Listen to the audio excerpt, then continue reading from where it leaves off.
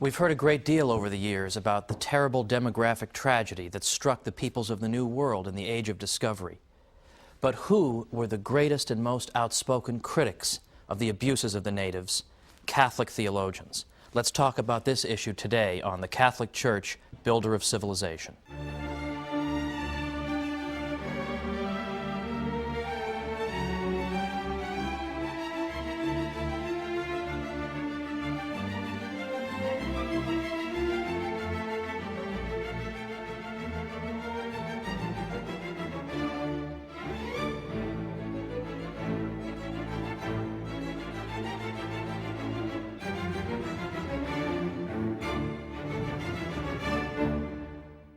Welcome to the Catholic Church, Builder of Civilization. I'm Thomas Woods. Last week we talked about the Church and law, and for a good portion we talked about the Church's role in developing the idea of natural rights. This is a central concept in Western civilization, the idea that simply by virtue of being a human being, I possess certain rights that inhere in my very nature as a rational creature, that I have the right not to be killed, not to be expropriated, have my property taken away. I have these rights by virtue of being human. And I even cited an encyclical that I consider to be sort of recent, 1891 encyclical by Pope Leo XIII, in which he specifically said that the right to property is sacred and inviolable. So nobody can come up with some pretext for violating that. So these are important, liberating ideas in the best sense of the word. Today what we're going to talk about is the extension of this idea of rights to the whole world, and the suggestion that all the peoples of the world enjoy the same fundamental dignity. Because they're made in the image and likeness of God and they have that rational nature, all of us identically share in a dignity that demands the recognition of rights. This is a revolutionary idea. There are not many peoples in the world who have looked around at all the diversity of people in the world and said, let's bestow equal rights on everybody. This is not exactly the most popular idea in the history of mankind, but it came right out of the heart of the Church. Now let's begin by looking at the exact opposite of what the Church teaches. And then we can better appreciate why the Church's message is so revolutionary. And when I look at the exact opposite of what the Church teaches, I focus specifically on one of the great villains of political philosophy. In the early 16th century, a fellow named Machiavelli, who wrote an enormous amount, wrote a small book around 1513 called The Prince. When we look at The Prince, we find a totally secular analysis of politics. God is left out of the equation altogether. Morality is left out of the equation altogether. Sound a little bit familiar? That's what modern political life, in effect, has been like. These things are to be banished. Governments have to do what they have to do. And moral principles, will suffer in the process. Now, think about how St. Thomas Aquinas would have answered the question, what is political obligation? Or what is the nature of the state? Or what is the function of the ruler? And he would have thought, well, God's intention in establishing these institutions was, and then he would have gone on from there. Machiavelli has no truck with any of this. He's not interested in God's intention. That has no relevance to him whatsoever. Instead, Machiavelli looks at the state from the point of view of a cold, calculating theoretician. And in effect, what he wants to do is give advice to rulers. If you want to stay in power, you should do these things. And don't be caught up in moral concerns. Am I allowed to do these things? You have to do what you have to do. Because according to Machiavelli, the worst thing that can happen is the collapse of a state. So the state has to be able to do whatever it feels necessary to do to keep itself functioning. Because were it not for the state, we would all revert to a condition of civil war, of all against all, as in a later century Thomas Hobbes suggested. So therefore, the end that we have in mind, that is, keeping the state functioning and preserving the peace, is very important. So the means to that end become okay, whatever means necessary.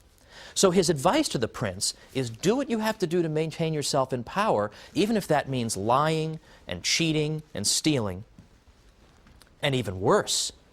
So, for example, it was a typical piece of Machiavellian advice to rulers that you should give the appearance of being generous, but don't be so foolish as actually to be generous. Or, it is good for you to be loved by your people, but much more important, if you can't swing that, is to be feared by them. This is classic Machiavellian advice, and part of the reason that Machiavelli despised the church and despised Christianity was that these things taught that states were subject to moral restraints. They were subject to the moral law. Machiavelli's state is subject to nothing other than necessity. And so Machiavelli would have disdained what the Catholic Church taught, that there are virtues that we ought to cultivate. We ought to cultivate the cardinal virtues of prudence, temperance, fortitude, and justice. We ought to pursue the three theological virtues of faith, hope, and charity.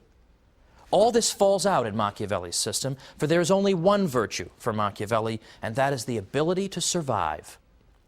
And that trumps everything, and that extends to states in particular. States have to survive, so they need to be able to do what they need to do.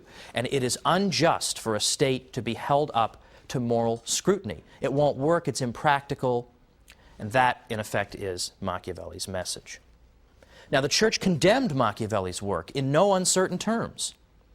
They condemned it because they believe that there are such things as moral standards when it comes to government. Now, it's one thing for a teenager to go around saying this. This is the typical teenage morality, isn't it?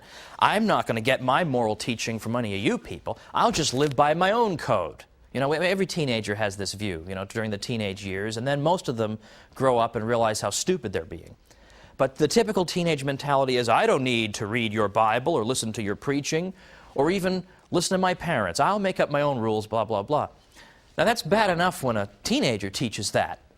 But when a government believes that, then you're getting into something very dangerous.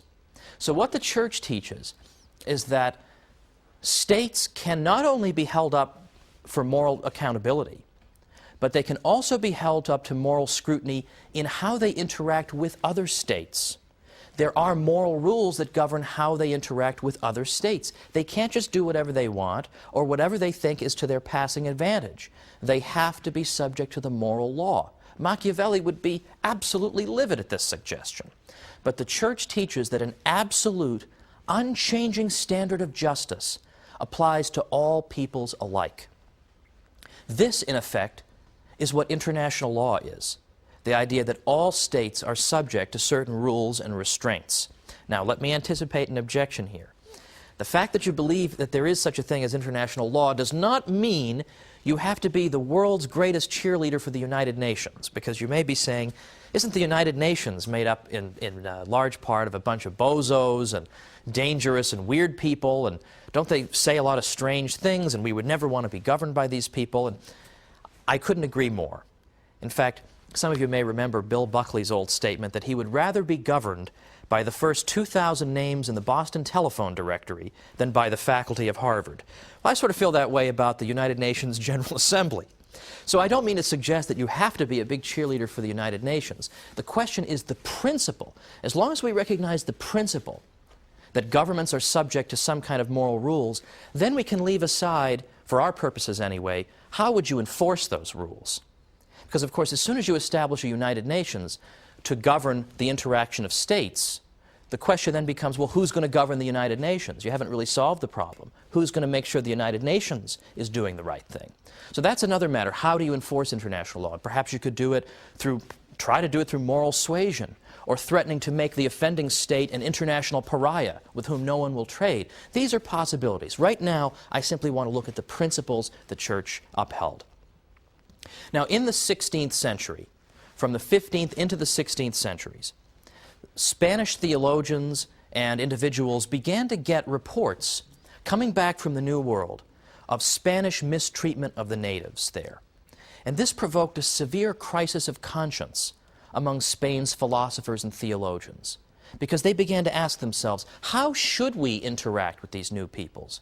Is our own government upholding the moral standards in which we claim to believe?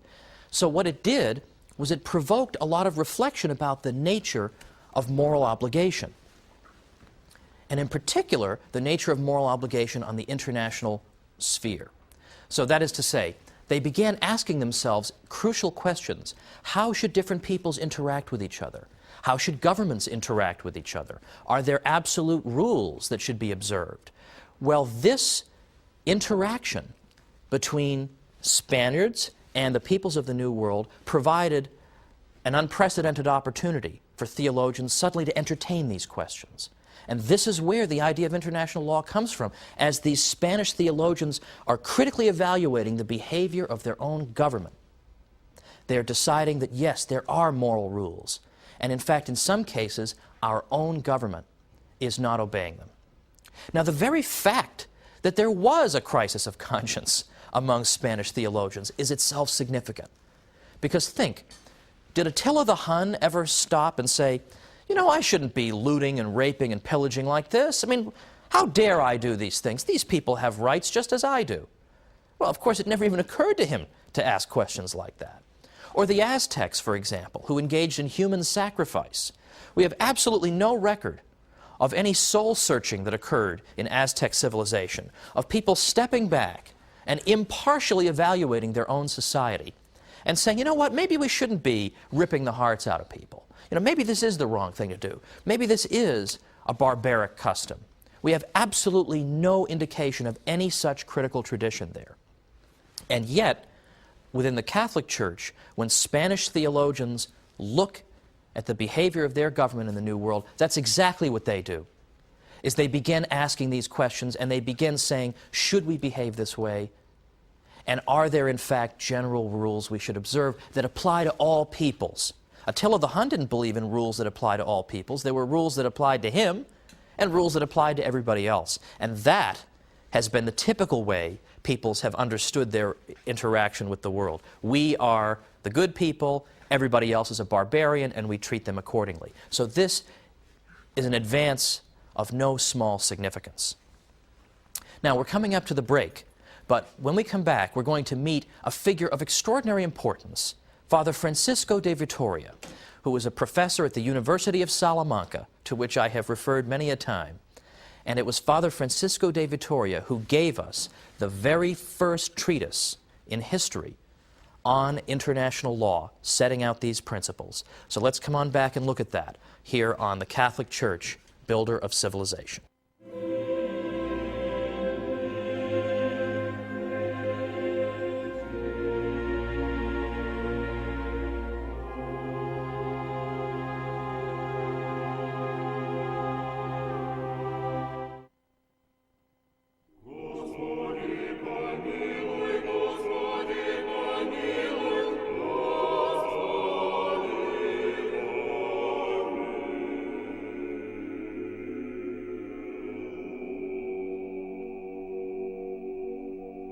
Welcome back to the Catholic Church, Builder of Civilization. I'm Thomas Woods, and we're looking today at international law. Sounds like kind of a dry subject, but as you can see, it actually isn't at all. Because the idea of international law simply means that there are certain fixed rules that everybody has to observe, and that you can't say that, well, this people is more backward than we are, or they haven't achieved what we have, so we can just trample them and this and that. There's nothing like that in what the Catholic Church teaches. Now, just before the break, we were talking about what happened when people in Spain began to hear about some of the abuses toward the natives of the New World at the hands of some Spaniards. And so, in fact, Spanish theologians began thinking about all the implications and consequences of this. They began thinking about the questions they needed to ask. Are there rules that should govern the interaction of peoples? What are those rules? Is our own government living up to those rules? Well, Father Francisco de Vitoria, whom I mentioned immediately before the break, was a professor at the University of Salamanca, and he has sometimes been called, along with the Dutch Protestant Hugo Grotius, who came much later, the father of international law. In fact, a man named James Brown Scott, writing in the 1920s in a book called The Spanish Origin of International Law, tells us that Vitoria furnished the world of his day with its first masterpiece on the law of nations in peace as well as in war. Now, in a separate episode, we've discussed a little bit of the ins and outs of the just war theory. Now, what Vitoria was interested in was determining the treatment to which all human beings were entitled by right, by natural right, because they were human beings. And he insisted that these rights that people possessed came from their status as human beings, rather than because they were Catholics or anything else, Europeans, Spaniards. So their right not to be killed or not to be robbed. This comes to you not because, well, you're Catholic or you're of my race. It comes to you because you're a human being with a rational nature. And the exercise of these rights is the way in which you can live out your rational nature. You need to have a right to life. You need to have a right to own property in order to function in the world. So these things are natural rights, and they are rights that apply to everybody. So what this means in principle, in practice as well, is that no Catholic would argue that it's a less serious crime to kill somebody who's not baptized and a more serious crime to kill a baptized person because the baptized person is more important or something like that. Absolutely not. That is not what the Church teaches. And to the contrary, Father Domingo de Soto, who was Vitoria's colleague at the University of Salamanca, said this. He said, "Those who are in the grace of God, that is, good, faithful Catholics, are not a whit better off than the sinner or the pagan in what concerns natural rights." Now again, isn't that kind of the opposite of the impression I think people have about the Church over the years? I think people have this impression that the Church would be inclined to give certain favor to those who belong to the household of faith. But to the contrary, as we see here, some of her finest thinkers in the 16th century say, if not the opposite, then they state something that is true for everybody, that all these rights are to be enjoyed equally by everybody because we all share a common human nature. And we aren't, incidentally, just a clump of cells. We are human beings with dignity, and that dignity demands these rights.